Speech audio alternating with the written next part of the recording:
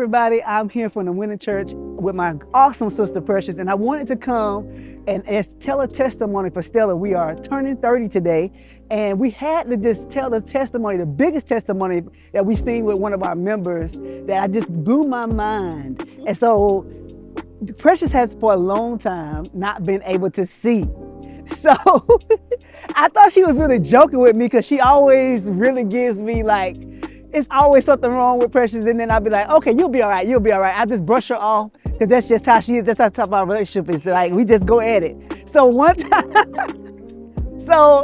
really one time in church, we had a high time, and God was just, hey, I want you to help Precious with her vision. They had finished dancing, I think, and then the time had just really been high in church, and then God, as an audible voice, came into me and said, hey, I want you to give Precious the money for her surgery. So at the time, you told me that the surgery was what? How much?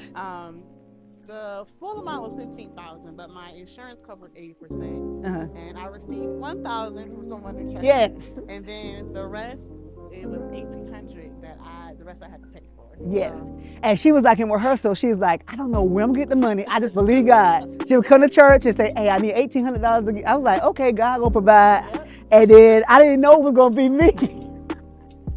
So God literally prompted me to tell, like, hey, Bishop, I got something to say. So y'all know how Bishop is. When the spirit is high, he's in the zone. So I literally had to go from the booth and tap on him and say, hey, Bishop, I gotta say something. So it was the wrong time, because when he's in the zone and he loves preaching, he don't want to be interrupted. And so when the spirit prompted me, I literally went to go ask him. And then he was like, go ahead and go. So I was just so full from the dance. Like, she had ministered, and God had used her so heavily that Sunday to where I was literally in my emotions. And everybody know I don't cry unless I'm in church or whatever, or singing, or I'm very passionate about ministry as a whole. Like, that's just who God created us to be as a family. But when I went up there and took the mic, I said, Precious, come up here and I'm gonna give you the rest of your money that the insurance didn't pay for.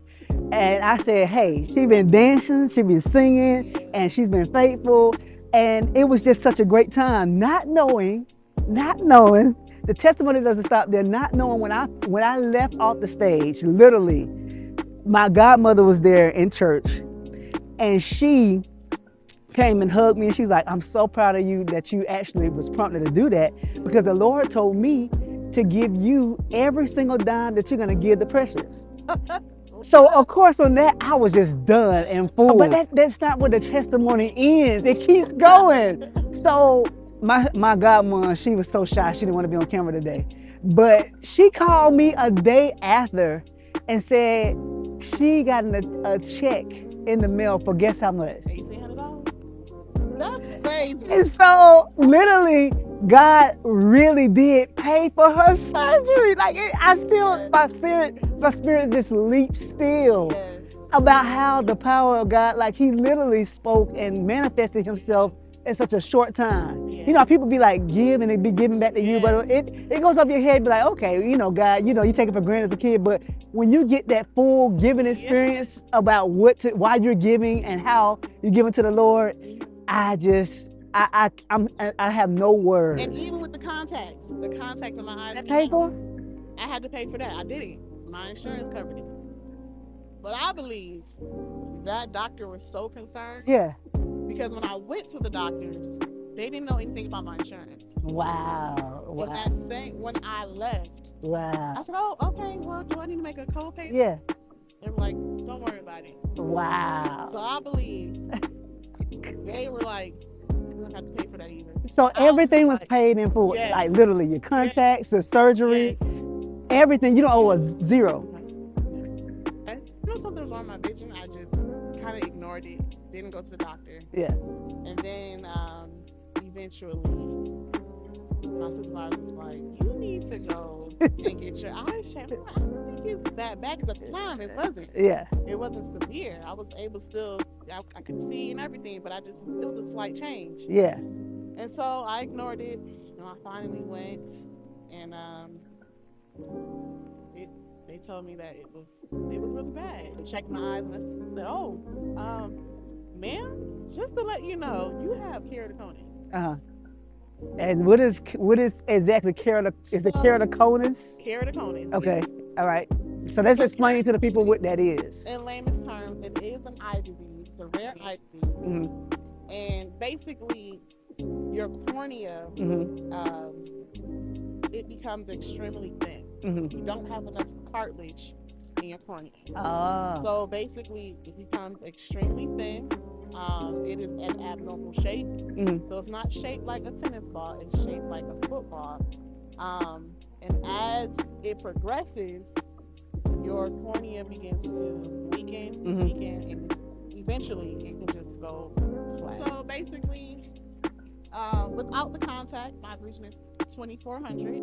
And so basically, a normal person that has 20/20 vision, they can see something 400 Mhm. feet away. Uh-huh. Me, I cannot. I only can see it 20 feet away. Wow. Wow. With squinty. So just imagine that. That's crazy. But with the contact in my eyes right now, my right eye is 20/25 and my left eye is 20/30. And the doctors, they were so shocked. Uh-huh. They were like, how are you able to function? How are you able to drive? I'm going to call you Uber back to your job. So he was so concerned. He's like, how are you able to live? And I'm just like, by the grace of God. That's all I can say. Wow. So I'm just grateful that my church family helped me. Uh-huh. I was blessed even after Yeah. he announced the situation. Wow. And I was able to get things done, tithing and all of that. Wow. So Wow. I just want to say thank you, God. I couldn't memorize people's voices, their mannerisms, how they move. Like I knew who you were, but with just seeing your face, I couldn't see you. I would run to her at the supermarket and she would not know who I was until I opened my mouth. She only knows the sound of my voice from 6 years to know that it's me.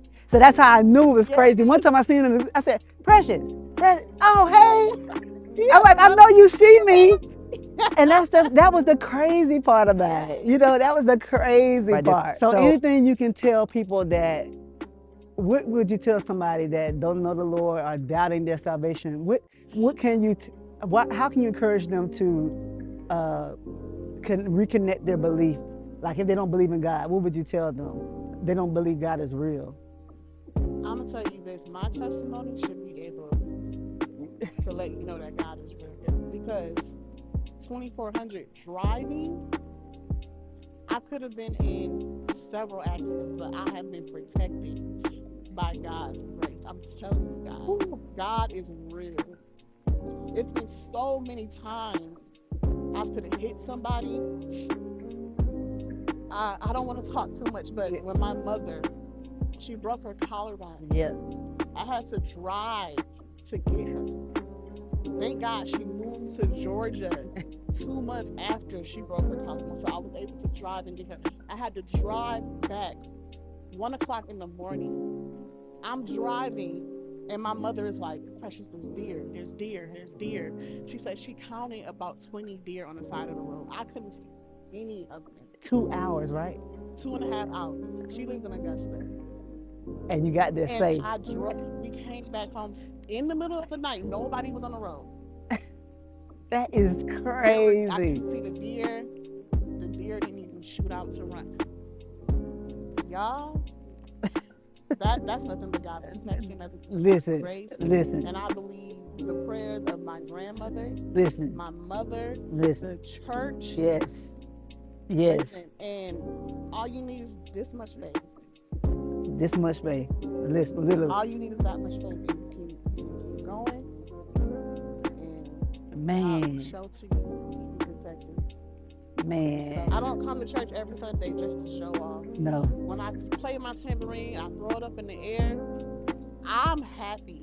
Yes. That is my therapy. Yes. Yes. That is me rejoicing. Yes. That is me praising God Yes. for His goodness, His protection, for in good health. Even if I don't feel well, I'm still able to do what I can do, what I want to do. Yes. I can move. I can talk. I can speak. I can see. Yes. That's crazy. And that's why I come to church just about every Sunday. Yes. Because That's where I praise. Yep. I have my praise party. Yeah. Yeah. That This That's is where I live. crazy.